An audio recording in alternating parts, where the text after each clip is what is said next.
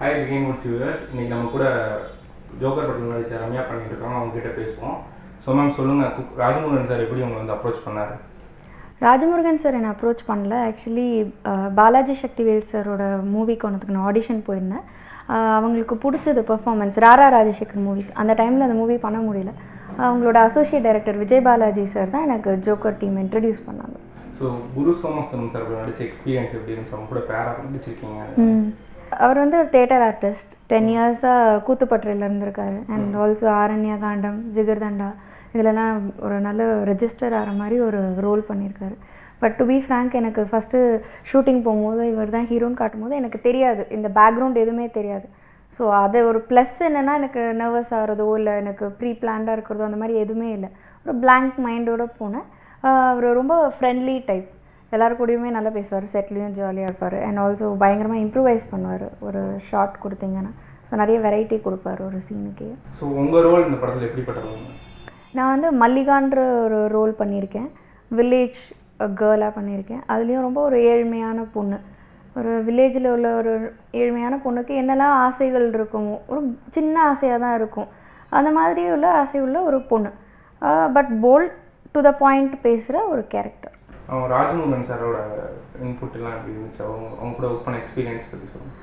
Rajamurugan sir வந்து ரொம்ப down to அர்த் பர்சன், ரொம்ப சிம்பிளான ஒரு ஹியூமன் பீயிங். அவர் மூவியில் அவர் பை நேச்சரே வந்து அவர் ரொம்ப சொசைட்டிக்கு கரெக்டாக இருக்கணும் அப்படின்னு நினைப்பார். அவரோட கான்ட்ரிபியூஷன் இருக்கணும்னு நினைக்கிற ஒரு டைப். அதோட ரிஃப்ளெக்ஷன் தான் ஜோக்கர் மூவின்னே நான் நினைக்கிறேன்.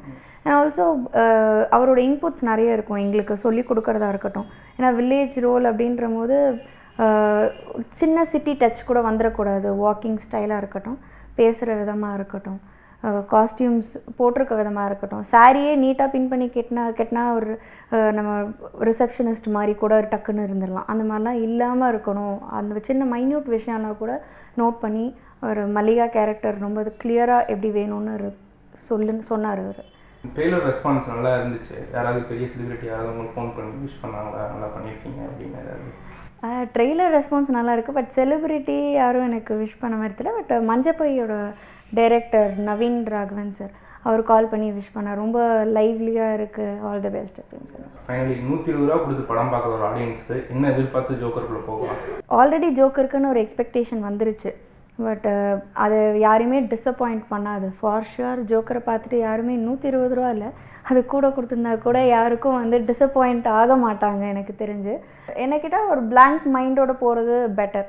எந்த படத்துக்குமே அப்படி போகிறது பெட்டர். நான் ஜோக்கருக்கும் அதான் சஜஸ்ட் பண்ணேன். பிளாங்க் மைண்டோடு போனால் கன்ஃபார்மாக எந்த ஏஜ் குரூப்பாக இருந்தாலும் சரி, நீங்கள் சிட்டி பேஸ்டாக இருந்தாலும் சரி, வில்லேஜ் பேஸ்டாக இருந்தாலும் இல்லை கவர்மெண்ட்டை சார்ந்தவங்களாக இருந்தாலும் சரி, ஜென்ரல் பப்ளிக்காக இருந்தாலும் சரி, everybody has a message to take. So வெளில வரும்போது எல்லாருக்குமே ஒரு மெசேஜ் இருக்கும் டெஃபினட்டாக. ஜோக்கர் படத்தில் நடித்த காயத்ரி கிருஷ்ணா இருக்காங்கன்னா அவங்க கிட்ட பேசுவோம். So hello. First of all எப்படி மேம் இந்த படத்துக்குள்ளே போனீங்க? ஜோக்கர் வந்து என்னுடைய முதல் படம் கிடையாது. மேற்கு தொடர்ச்சி மலை தான் என் ஃபர்ஸ்ட் மூவி. அது வந்து விஜய் சேதுபதி சார் ப்ரொடியூஸ் பண்ண, லெனின் பாரதி சார் டிரெக்ட் பண்ண மூவி. ஸோ அந்த படம் பார்த்து தான் என்ன ஜோக்கருக்கு ரெஃபர் பண்ணாங்க. அண்ட் அப்படி தான் நான் இதில் என்ன காஸ்ட் பண்ணேன். ஸோ ராஜமுருகன் சார் அவரோட இன்புட்ஸ் படத்தில் எப்படி மேம் இருந்துச்சு? இது வந்து ஒரு வில்லேஜ் சப்ஜெக்ட். ஆனால் அதுக்கான ஹோம் ஒர்க்ஸோ இல்லை ஏதாவது ப்ரீ பிளானிங்கோ அப்படி எதுவும் நான் பண்ணலை. அவங்க ஒரு கிளியர் கட் டெஃபினிஷன் கொடுத்துருந்தாங்க. இந்த மாதிரி இந்த கேரக்டர் இருக்கும், போல்டாக இருக்கும், கொஞ்சம் ரிபெல்லியஸாக இருக்கும். என் கேரக்டர் பேர் வந்து இசை. ஸோ இசை வந்து கொஞ்சம் ஒரு போல்டான, கொஞ்சம் ரிபெல்லியஸான, சொசைட்டிக்காக அவளுக்கு முடிஞ்சதை பண்ணுற ஒரு கேரக்டர், ரொம்ப சோஷியல் ரெஸ்பான்சிபிலிட்டி இருக்கக்கூடிய ஒரு கேரக்டர். ஸோ அவங்க அதை சொன்ன விதமே ரொம்ப நல்லா இருந்தது. You know have he explained it. So அதுலேயே எல்லாம் இருந்துச்சு. அதுதான் மெயின் எனக்கு. ஸோ குரு சோமஸ்தனம் சார் வந்து ஆல்மோஸ்ட் தியேட்டர் ஆர்டிஸ்ட், ரொம்ப வருஷமாக பண்ணிட்டு இருக்காங்க. அவங்க கூட நடிக்கிறது அவங்க கூட சொன்னாங்க ரொம்ப டஃப்னு. How did you feel acting with him? Actually எனக்கு வந்து சோமு சார் அப்புறம் மூரா ஐயா அவங்க கூட தியேட்டர் ஆர்டிஸ்ட் தான். 2 பேருமே ரொம்ப நல்ல அமேசிங் ஆக்டர்ஸ். ஸோ எனக்கு இவங்க பேக்ரவுண்ட் எல்லாம் ஆக்சுவலி எனக்கு தெரியாது. சோமு சார் கூத்துப்பற்றையில் இருந்ததோ இல்லை மூரா ஐயா தியேட்டர் ஆர்டிஸ்டாக இருக்கிறதோ அது எனக்கு தெரியாது ஆக்சுவலி. ஸோ அது தெரியாத இருந்தது கொஞ்சம் நல்லது தான். அந்த கான்ஷியஸ் எனக்கு இருக்குல்ல. ஆனாலும் வென் தி ஆர் பெர்ஃபார்மிங் ரிஹர்சல்ஸில் இருந்தால் கூட அவங்க வந்து அவங்க பெஸ்ட்டு கொடுக்குவாங்க. ரொம்ப நல்லா சின்சியராக இன்வால்வ்டாக பண்ணுவாங்க. நான் ஸ்டார்டிங் கொஞ்சம் ஹெசிடேட்டடாக தான் இருந்தேன் நடிக்கிறதுக்கு. ஸோ இவங்களை பார்த்து தான் எனக்கு அந்த ஒரு இன்ஸ்பிரேஷன் வந்ததே. எவ்வளோ அழகாக பண்ணுறாங்க, ரொம்ப அருமையாக பண்ணுறாங்க சொல்லி that's how I just gave out how much I can. So finally என்ன மேம் ஜோக்கர் நாங்கள் எக்ஸ்பெக்ட் பண்ணலாம்? ஆக்சுவலி எக்ஸ்பெக்டேஷன்ஸ் இல்லாமல் போங்க, அப்போது நீங்கள் ரொம்ப எக்ஸ்பெக்டடாக ரொம்ப சாட்டிஸ்ஃபைடாக வருவீங்க. இல்லைனாலும் ஜோக்கர் வந்து உங்களை என்ன சொல்கிறது டிஸ்சாட்டிஸ்ஃபை பண்ணாது. ஸோ ரொம்ப ஒரு டிஃப்ரெண்ட்டான ஒரு மூவி, யூஷுவல் ஜானரில் இல்லாமல் ஒரு கொஞ்சம் டிஃப்ரெண்ட் அப்ரோச் இருக்கிற ஒரு மூவி. என்ன சொல்கிறது, யாருமே எடுக்கிறதுக்கு தயங்குற ஒரு சப்ஜெக்ட் கூட அது வந்து இவ்வளோ அருமையாக இவ்வளோ ஸ்மூத்தாக எடுத்திருக்காங்க. அண்ட் நம்ம எல்லாருக்கும் உள்ளே இருக்கக்கூடிய அந்த ஒரு சோஷியல் ரெஸ்பான்சிபிலிட்டியை இவோக் பண்ணுற குவெஸ்டன் பண்ணுற ஒரு மூவியாக தான் இருக்கும். எல்லாருக்குமே அது பார்த்த அப்புறம் நம்மளுக்குள்ளேயே ஒரு கேள்வி இருக்கும், நம்ம எதுக்கு இப்படி ரியாக்ட் பண்ணாமல் இருக்கோன்னு ஒரு கேள்வி இருக்கும், இம்பேக்ட் இருக்கும். ஆமாம் இருக்கு. ஸோ மேம் இப்போ நீங்கள் இப்போ 2 பேருமே அர்பனில் வளர்ந்தவங்க, எப்படி மேம் அதுக்கு என்ன மாதிரியான இது உங்களுக்கு தேவைப்பட்டுச்சு அங்கே ரூரல் ஆக்சுவல் லைஃப்பில் பார்த்தீங்கன்னா அது வந்துட்டு ரொம்ப கான்ட்ராஸ்டான ஒரு கேரக்டர், ஒரு வில்லேஜ் கேர்ள். அவள் ட்ரெஸ்ஸிங், அவள் பேசுறது நடக்கிறது அந்த மாதிரி everything about her was different. அதை நான் சொன்னேன் இல்லையா, Rajamurugan sir he had a clear cut vision of how his character should be. So அந்த சார் சொன்ன அந்த விதமே எனக்கு I had an imagination, oh இந்த மாதிரி இருக்கணும், ஆமாம் இந்த மாதிரி இருக்கணும், ஸோ இதுதான் அவங்களுக்கு வேணும்னு ஒரு இமேஜினேஷன் இருந்தது. ஸோ அதுவும் இல்லாமல் ஐ டோன்ட் நோ, அந்த நடிக்கிறதுக்கு அந்த இதுக்கு வந்துட்டா கேரக்டருக்குள்ளே அப்படியே வந்துடுது தான். ஆமாம் அவ்வளோதான். ஃபியூச்சர் ப்ராஜெக்ட்ஸ் இதுக்கப்புறம் ஆடிஷன்ஸ் பண்ணியிருக்கேன், இன்னும் தெரியல. ஜிகர்தண்டா, ஆரண்யகண்டம், கடல் இந்த மாதிரி பெரிய பெரிய படத்தில் சூப்பராக நடித்த குருசமஸ்தம் சார் இருக்காங்க. Hello sir. ஹாய். ஸோ சொல்லுங்கள் சார், உங்களோட கேரக்டர் வந்து ஆரண்யகண்டம்ல இருந்து டில் ஜோக்கர் ரொம்ப செலக்டிவாக ரொம்ப ஸ்பெஷலாக மட்டுமே இருந்திருக்கு. அது எப்படி சார்? அது இட்ஸ் வெரி கான்சியஸ் டிசிஷன்? ஆமாம், ரொம்ப கான்சியஸ் டிசிஷன். ஆஃப்டர் ஃபஸ்ட்டு படம் வந்து அதுக்கப்புறம் நான் ரொம்ப செலக்டிவாக தான் இருந்தேன். ஆரண்யகண்டம் வந்து இன்னைக்கு வரைக்கும் ஒரு கல்ட் இதாக இருந்திருக்கு. Working experience with Arjun Kumar Raja எப்படி இருந்துச்சு? முதல் படம் அவர் கூட, அவர் வந்து அவருக்கும் முதல் படம். நெடுநாளைய நண்பர் கூட. நண்பர்னா அந்தளவுக்கு க்ளோஸ் கிடையாது. கூத்துப்பட்டறையினுடைய நாடகங்களை வந்து பார்த்துருக்காரு. அப்போலேருந்து ஒரு 2003லேருந்து தெரியும். ஸோ இன்னைக்கு வரைக்குமே பெரிய பெரிய லெஜெண்ட்ஸுக்குமே மணி சார் கூட நடிக்கணும், இது மணி சார் படத்தில் வந்து வேலை பார்க்கணும் ஒரு இருந்திருக்கும். நீங்கள் அதை வந்து செகண்ட் படத்துலேயே பண்ணிட்டீங்க. ஆமாம், அது நிறைய பேருக்கு கிடைக்காது working experience with Mani sir. ரொம்ப சந்தோஷமாக இருந்துச்சு. ஃபஸ்ட்டு ரொம்ப சந்தோஷமாகவும் பெருமையாகவும் இருந்தது. ஏன்னா நிறைய பேர் அவரை பார்த்துட்டு தான் நிறைய பேர் டைரக்டர் ஆனவங்க இருக்காங்க. நிறைய பேர் சில ஆக்டர்ஸை பார்த்துட்டு ஆக்டர் ஆனமே நிறைய பேருக்கு டைரக்டர் ஆனவங்களுடைய inspired director for international level. So எனக்கு அது அவர் கூப்பிட்டாரு அப்படின்னு சொன்னோன்னே நம்ம ஃப்ரெண்ட்ஸ்கிட்டலாம் அடுத்து மணி சார் படம் பண்ணுறேன் அப்படிங்கிறமே ஒரு பெரிய கெத்து காமிச்சிட்டு இருந்தேன். எனக்கு ரொம்ப பிடிச்சிருந்தது அவரோட ஒர்க் பண்ணது. ஸோ இந்த எல்லா படத்துலையும் உங்களோட ரோல்ஸ் தான் இருந்திருக்கு. பட் உங்களோட பிரேக் த்ரூன்னு எடுத்துட்டா ஜிகர்தண்டா தான். ஜிகர்தண்டால தான் எல்லாத்துக்குமே தெரிஞ்சு செகண்ட் பெரிய அந்த ஒரு விஷயத்தில். ஸோ கார்த்திக் சுப்ராஜ் எப்படி அந்த கேரக்டரில் வந்து நீங்கள் ஜென்ரலாக தியேட்டர் ஆர்டிஸ்டாக இருந்தனால தான் உங்களுக்கு நேச்சுரலாக வந்துச்சா எப்படி? கார்த்திக் சுப்ராஜ் எனக்கு கொஞ்ச நாளாவே தெரியும். கொஞ்ச நாள்னா அந்த படம் பண்ணுறதுக்கு முன்னாடியே தெரியும். ஏன்னா அவர் ஒரு பிளாக் அண்ட் ஒயிட்னு சொல்லி ஒரு ஷார்ட் ஃபிலிம் எடுக்கிறதுக்காக என்னை கூப்பிட்டுருந்தாரு. அதில் அந்த கேரக்டர் பண்ணணும்னு சொல்லி அந்த டயத்தில் நான் வேற ஒரு கடல் அந்த ஷூட்டிங்கில் இருந்தேன். அப்போ அந்த குறுந்தாடியெல்லாம் வைக்கணும்னு சொன்னதுனால நான் அந்த படம் பண்ணலை, ஷார்ட் ஃபிலிம் பண்ணலை. பட் அது பழக்கம் இருக்குது. ஏன்னா 2-3 ஆடிஷனே பண்ணியிருக்காரு. அந்த ஷார்ட் ஃபிலிம்காக ஆடிஷன் பண்ணியிருக்காரு, டெஸ்ட் ஷூட் எடுத்திருக்காரு. அதுக்கப்புறம் ஜிகர்தண்டா கூப்பிட்டாங்க. ஜிகர்தண்டா கூப்பிட்டு அந்த ரோல் முத்து சார் ரோல் நல்ல ரீச், செம ரீச். அது சரியான ரீச். நான்லாம் எதிர்பார்க்கல. நான் வந்து ரொம்ப சீரியஸாக தான் பண்ணேன். காமெடி பண்ணணும்னு நான் எந்த படமுமே பண்ணது. ஆனால் எல்லாருக்குமே ஒரு காமெடியனாகவும் ஒரு சீரியஸ் ஆக்டராகவும் நான் தெரிய வரேன். பட் நான் எல்லாமே சீரியஸாக தான் பண்ணியிருக்கேன். ஸோ அதே மாதிரி அந்த லாஸ்ட் பேரடைஸ் அந்த பென்ஸ்டாக்ஸில் வந்து short film. So short films வந்து அந்த அளவுக்கு தமிழ் சினிமாவில் இது கார்த்திக் சுப்ராஜ் தான் அதை எடுத்துகிட்டு வந்துட்டு இருக்க பென்ஸ்டாக்கே கிடைக்கணும். நீங்கள் என்ன நினைக்கிறீங்க? ஷார்ட் ஃபிலிம்ஸ் எவ்வளோ முக்கியம் நினைக்கிறீங்க? நெட் ப்ராக்டிஸ் மாதிரி ஷார்ட் ஃபிலிமு. ஆனால் நெட் ப்ராக்டிஸுங்கிறது வந்து அதுக்காக ஷார்ட் ஃபிலிம் எடுத்து பழகிக்கிறது இல்லை. ஷார்ட் ஃபிலிம் எடுக்கிறது ரொம்ப பெரிய விஷயம்.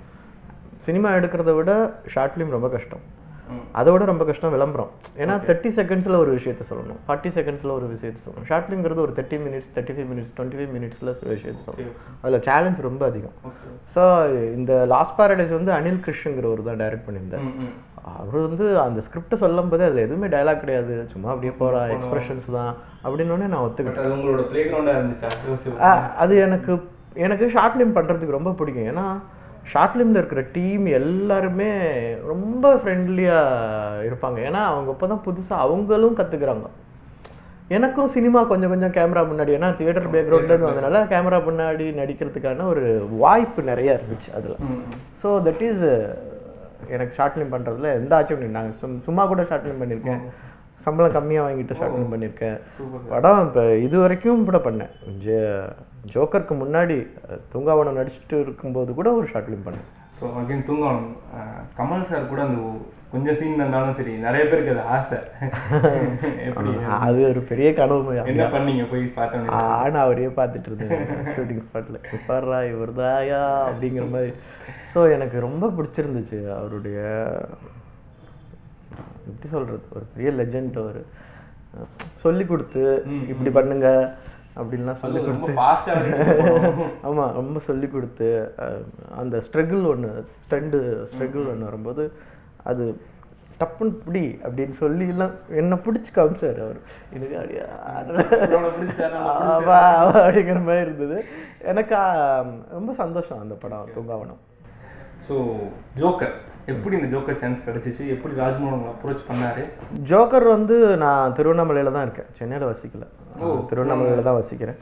அவர் திருவண்ணாமலைக்கு வருவார் போல இருக்கு. அப்படியே வந்து பார்த்துட்டு என்னுடைய லைஃப் ஸ்டைல் எல்லாமே பார்த்துட்டு வேற ஏதோ மனசில் தான் வச்சுட்டு வந்தார். வந்து பார்த்தோன்னே அப்போ யாரையும் கதாநாயகனாக முடிவு பண்ணலை. போயிட்டு வாங்க ஸ்கிரிப்ட் படிங்க, நீங்கள் தான் ஹீரோ அப்படின்ட்டார். இவரை பார்த்துடலாம், ப்ரொடியூசர் பிரகாஷ் சாரை பார்த்துடலாம், பிரபு சாரை பார்த்துடலாம், யாராவது பார்த்துருவோம், இல்லை 2 பேரையும் கூட பார்த்துருவோம், இப்போ வருவாங்க பார்ப்பாங்க அப்படின்னா அவர் வந்து பிரபு சார் தான் பார்த்தாருன்னு நினைக்கிறேன். பார்த்துட்டு நீங்கள் மாறிட்டீங்களே அப்படின்னாரு. ஏன்னா அருவின்னு ஒரு படத்துக்கு நான் ஆடிஷன் பண்ணேன், அது வந்து ட்ரீம் வாரியர்ஸினுடைய ப்ரொடக்ஷன் தான். அப்போ நான் பார்த்தேன் ஆடிஷன்ஸு, இவர் செட் ஆகிடுவார் போல இருக்கே அப்படிங்கிற மாதிரி. ஏன்னா அவங்களுக்கு ஏதோ சில டவுட்ஸ் இருந்துச்சு. ஃபோட்டோ ஷூட்டுக்கு எடுத்தாங்க, ஆனால் இந்த போர்ஷன் நல்லா இருக்குது, இந்த இதுக்கு எப்படி செட் ஆவார், 2 டிஃப்ரெண்ட் லுக் வருது, அதெல்லாம் அவங்க யோசிச்சிருக்காங்க. இவர் வந்து உறுதியாக இவர் பண்ணிடுவார் அப்படிங்கிற நம்பிக்கை கொடுத்துருக்காரு. அதுக்காக ராஜமுருகன் சார் அவருக்கு நன்றி. அதுக்கப்புறம் வேலை. ஸோ படம் எப்படி சார் வந்திருக்கு? ரொம்ப சூப்பராக வந்திருக்குன்னு சொல்கிறாங்க, நான் இன்னும் பார்க்கல. நான் டப்பிங் போது பார்த்தது தான், அதுவே எனக்கு ரொம்ப பிடிச்சிருந்துச்சு, ரொம்ப பிடிச்சிருந்துச்சு படம். எனக்கு நம்மளா பரவாயில்லடா சோமு அப்படிங்கிற மாதிரி இருந்துச்சு எனக்கு. ஸோ 2 ஹீரோயினுமே சொன்னாங்க என்ன எக்ஸ்பெக்ட் பண்ணாமல் போக நல்லா இருக்கும் அப்படின்னாங்க. ஸோ எதுவுமே எக்ஸ்பெக்ட் பண்ணுவேன்னா, ஆனால் எல்லா தரப்பு மக்களையும் இது திருப்திப்படுத்தும், யாரையுமே அதிருப்திக்குள்ள விடாது. அப்புறம் வந்து பார்த்தீங்கன்னா இப்போ ஒரு ஆக்டருக்கு வந்து டேரெக்டாக வர்றது பெட்டரா, இல்லை ஒரு தியேட்டர் ஆர்டிஸ்டில் போய் உங்களை மாதிரி கூத்துப்பட்டியில் போயிட்டு வர்றது பெட்டரா? இது வந்து கூத்துப்பட்டிக்குள்ளே தான் போகணுங்கிற அவசியம் கிடையாது. ஏன்னா கூத்துப்பட்டே சின்ன இடம் தான், எல்லாருமே போக முடியாது. 1, 2வது டைம் ஸ்பெண்ட் பண்ணணும், இதுக்குன்னு எல்லா வேலையும் விட்டுட்டு இதுக்குன்னு வரணும். கொஞ்சம் இதெல்லாம் பண்ண முடியாதவங்க என்ன செய்யலைன்னா, ஏதாவது மார்ஷியல் ஆர்ட் கற்றுக்கலாம், டான்ஸ் கற்றுக்கலாம், நிறையா இலக்கியங்கள் படிக்கலாம், படங்கள் பார்க்கலாம், ட்ராவல் பண்ணலாம். இதுவே உங்களுக்கு ஓரளவுக்கு உங்களுடைய பர்சனாவை இன்க்ரீஸ் பண்ணும். ஆக்டருக்கு ரொம்ப முக்கியம் வந்து பயப்படாமல் நடிக்கிறது இல்லை, தைரியமாக நடிக்கிறது தான் முக்கியம். பயந்தாலும் அது இதில் ஆரண்ய காண்டத்தில் வரும், பயம் போகலை ஆனால் தைரியம் வந்துருச்சு அப்படிங்கிற மாதிரி. பயம் போகாது, எனக்கு இன்னி வரைக்கும் எனக்கு பயம் இருக்குது. ஒவ்வொரு தடவையும் ஃப்ரேம் முன்னாடி வரும்போதும் இல்லை நிஜமாக பயம் இருக்குது, அந்த பயம் இல்லாமலாம் இல்லை. ஆனால் பயம் போகலை, தைரியம் வந்துருச்சு, ஒரு கான்ஃபிடென்ட் வந்துருக்கு. அப்போ வந்து ஒரு ட்ரைனிங்குள்ளே போனதுனால அந்த தைரியம் வந்துச்சு. அதனால் சம்திங் ஏதாவது போகிறது வந்து ரொம்ப நல்லது. ஸோ ஃபியூச்சர் ப்ராஜெக்ட் ஜோக்கருக்கு அப்புறம் வேதாளம் சொல்லும் கதைன்னு ஒரு படம் பண்ணுறேன். வேதாளம் சொல்லும் கதை, அதில் நான் வேதாளம், இது விக்ரமாதித்தன் வேதாளம் ஸ்டோரி, நான் வேதாளம். It's கான்டெம்பரைஸ்டு Vikramadithan Vedalam story. நானும் ஒரு படத்தில் வந்து வில்லன் பண்ணணும்னு ஆசை, பட் அது கதை வரும்போது கண்டிப்பாக பண்ணுவேன்.